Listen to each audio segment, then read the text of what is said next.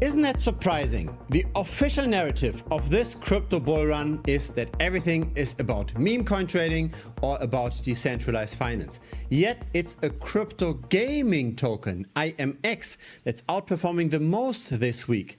Why is that? Let's have a look at the on-chain metrics, the data most people aren't looking at.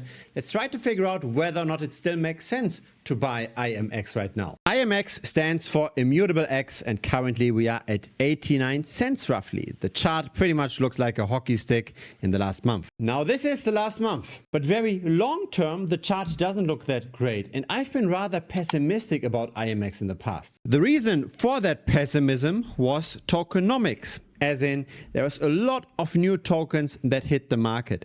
IMX started out with only 80 million tokens, and that grew all the way to close to 2 billion tokens. We've only got 50 more million to go, then we are at the maximum supply. So supply has already more than 20x'd from here. Now there are many ways to look at the same kind of data, but I think that the common way to look at things might not always be the best way to look at things. For example, let's start off with simple price charts. This is IMX in US dollars. The first problem with this chart is that it's on a linear scale. So you can't really make out what are actually the percentage changes here. When we look at the difference from here to here, we've got a 300% change. But when we look at the same kind of distance from here to here, we've only got 40% in gains. So instead of looking at a linear chart, it's always better to look at a logarithmic chart. That's the first change we have to make. But there's something else, because this just looks at the US dollar chart. And the problem in crypto is that most altcoins go up and down at the same time. There's a lot of correlation. When Bitcoin goes up, most altcoins go up as well. When Bitcoin crashes, most altcoins come with it. So the US dollar chart partially just shows us what the general market is doing. So instead of looking at the US dollar chart, it's better to look at a relative valuation chart. So we could look at IMX relative to Bitcoin, or here in this case, relative to Ethereum. Now, why do we do this Ethereum plot? It's because IMX is listed on the Ethereum chain. So there's a lot of correlation between the IMX price and the Ethereum price. More correlation than between IMX and Bitcoin. Now, initially, we had been trading in somewhat of a range. Then that range got broken to the downside, probably because of selling pressure due to the tokenomics. We have been in a somewhat stable downward trend since then, and we haven't yet hit the upper end of that range, but the potential reward versus the potential risk doesn't look that great. Of course, if we stay within that range. And that's a big question. Maybe we can finally break out of the range. Maybe IMX can finally recover, because now the tokenomics don't look that bad anymore. We had all of that supply expansion, but there's not that much more supply expansion left. So IMX is not an inflationary token anymore. It will simply just stay at 2 billion tokens, which will long-term stabilize the price. Let's have a look at the on-chain metrics again. So we've got close to 100,000 holders, to be more precise, 97,000 holders on the Ethereum chain. Now, not all of those holders are created equal, right? Some of those wallets might only hold a few cents worth of the token, arbitrage bots, for example. So it's better to introduce the concept of minimum holding thresholds. So to be counted for the chart on the left, a wallet has to hold at least 1,000 IMX tokens. That's a bit under $1,000 worth of the asset, because the price is slightly below $1. For the chart in the middle, a wallet has to hold at least 10,000 tokens. For the chart on the right, a wallet has to hold at least 100,000 tokens.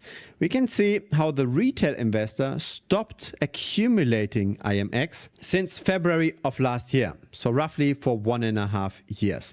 That's when we go sideways. The medium-sized investor continued to accumulate. The whales also continued to accumulate. But the clearest trend is definitely with the retail investor. The price relative to Ethereum peaked in February of 2024 as well. Now, isn't that a coincidence? Since then, the price went down by 86% relative to ETH. By the way, as mentioned, I publish videos on IMX regularly on this channel over here, so feel free to subscribe to not miss the next one. If the number of holders on chain, on the Ethereum chain of the IMX token is not increasing that constantly anymore, Where do we currently see this rally coming from? I think the answer can be found in the derivatives, so in the levered bets on the price, the perpetual futures.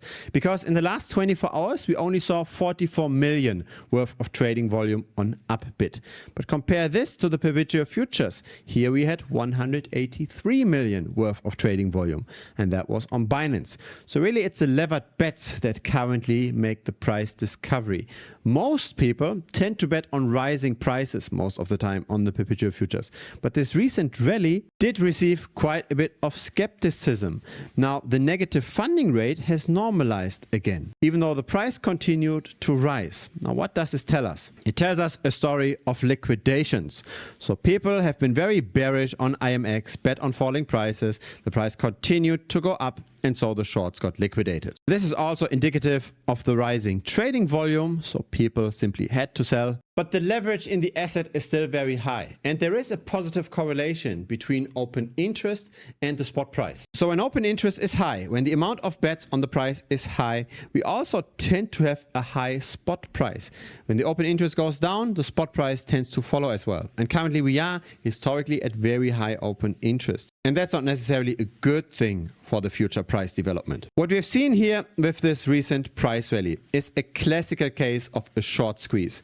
Too many people bet on falling prices, and so the market makers bought up more of the token. It's pretty much the exact opposite of what we have seen with GameStop. With GameStop, it was the hedge funds that were betting on falling prices. And the retail investors saw this and they bought up the stock, thus pushing up the price and short squeeze those hedge funds and basically create losses for the hedge funds. This time we see the exact opposite happening for IMX, as in the retail investor bet on falling prices and now the market makers push up the price. They buy up IMX on the spot market to force liquidate everyone. Here is GME over time, right? We saw the massive short squeeze with then the subsequent deflation of that short squeeze. What we are seeing now in IMX is the same thing, but of course on a smaller scale. So far, IMX has outperformed Ethereum by 70%. And there is a good chance we could still squeeze a bit further if enough people start betting on falling prices again and the funding rate turns negative. If that's not going to happen, then very likely the open interest will fall, and with it the IMX price as well. So you'd see the same thing that happened with GameStop as well long term. This is not an organic rally. This is not a lot of investors suddenly buying into IMX. This is a rally that's driven by the market makers through leverage, through perpetual futures. Very likely, long term, the IMX price will not underperform Ethereum that much anymore, given that most token inflation has already been issued. But a short-term deleveraging of the price, given the high open interest, is definitely very likely. Now, here's the problem with investing in this market. There's in general two major forces that impact the prices. On the one hand, we've got the macro environment. Where is Bitcoin, Ethereum, and Solana going?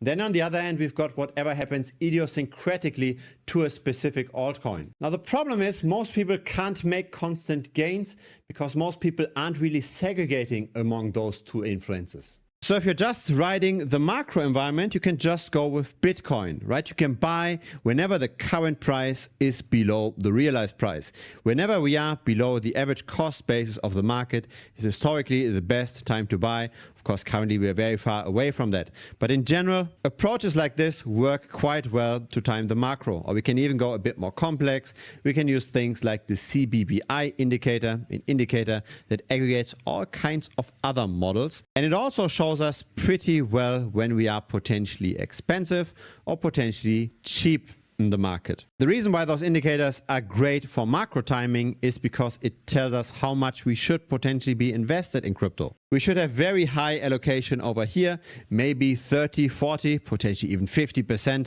of our entire net worth in crypto. And we should have the exact opposite when we are up here, right? Maybe only 5 to 10% of our net worth in crypto. So we can always adjust based on models like this, and we can play the macro. And for the macro, we can just go with Bitcoin because Bitcoin tends to outperform most altcoins most of the time. So that's one approach to make money in crypto long term. And I think that's the most straightforward straightforward, easiest approach for people that just start out with everything. But then there's also the approach of higher risk, higher reward, of using the altcoins. But this is now the Bitcoin price that we see at the top.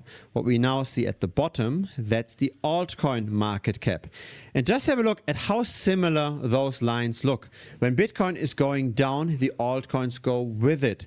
So even if you take the best altcoin on the market, even if you figure out that the fundamentals of project A, B, and C are the best and that they are doing long-term better than the rest, if Bitcoin goes down, if Ethereum goes down, then the best altcoins go down with it.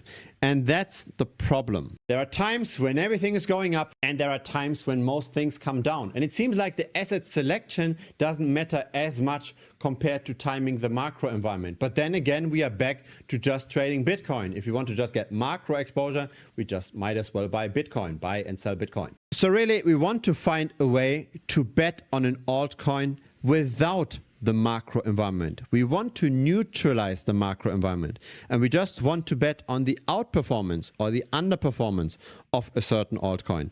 I'd make the argument that it's actually easier to bet on the underperformance of an altcoin. Because have a look at the altcoins in the last year. Bitcoin, of course, in the last year almost doubled, and the vast majority of altcoins underperformed that, right? We've got 1, 2, 3 altcoins that did similar to Bitcoin, maybe a bit better, but the vast majority did worse than Bitcoin in the last year. And for some altcoins, that happens rather consistently. This is Balancer relative to the others market cap. So how is the Balancer token, a decentralized finance protocol token, doing relative to all other cryptocurrencies? And it's going down consistently. Now, the reason why this is going down is fundamentally driven, as in there's more and more tokens that hit the market over time. There's a high token inflation, or the tokenomics are not that good. Here is the Balancer tokenomics over time. We started out with 20 million tokens, and now that went up all the way to 70 million tokens. And that then has this long-term underperformance as a consequence. And so I like to take advantage of market inefficiencies like this. I like to bet on falling prices of Balancer relative to, for example, Bitcoin. Because then we can turn around this chart. This chart turns into this chart here. This is now Bitcoin relative to Balancer. So we bet on rising prices of Bitcoin and on falling prices of Balancer at the same time. And we get this return curve over the years. So in the last 12 months, this went up by 186%. It actually did outperform buying and holding Bitcoin. And that's better than any straight altcoin pick over here, right? Among the small risky alts. None of them did that performance in the last year. And I also like how constant that performance is. Compare this with the Bitcoin price, right? Bitcoin during that time did go down by 77% at one point, right? The drop from 70K all the way to 16K. This relative ratio did not have those fluctuations. Here is the logarithmic scale, and the maximum drop from top to bottom was 50%. So we are appreciating faster than buying and holding Bitcoin, and we do this with less fluctuation over time. It's a better risk to reward. That's what we all should be aiming for. More return with less volatility. I'm following this kind of strategy already for 4 years roughly. Had I just dollar cost average into Bitcoin, I would have gotten the return indicated by the gray line. But because I also bet on relative valuations, on things like Balancer going down over time, I got the return indicated here as the black line. I understand it's not as straightforward as just buying an altcoin. There's a bit more complexity to it, but that's why I created dedicated videos on this. And I want to make this as easy as possible. So here's the idea. You simply watch 2 videos over here that explains the entire strategy, how to execute a relative valuation trade. Once you've watched those 2 videos, I will send you my favorite trade. So that favorite trade is very similar to the Balancer token trade. It's going long Bitcoin, Ethereum, or Solana, and it's going short the altcoin that tends to go down over time. Here are the 2 videos. It's using perpetual futures to bet on relative valuations, and it's risk management with relative valuation bets. In total, it's roughly 1 hour worth of content. So just watch those 2 videos, and afterwards, after you've joined the community, I will send you my favorite trade that performs very similarly to this chart here. And so here's the offer. If you do not make any money with that trade after holding it for only 1 month, then I'll refund you the membership fee, no questions asked. So simply just send me a message. I will just refund you the $125 per month.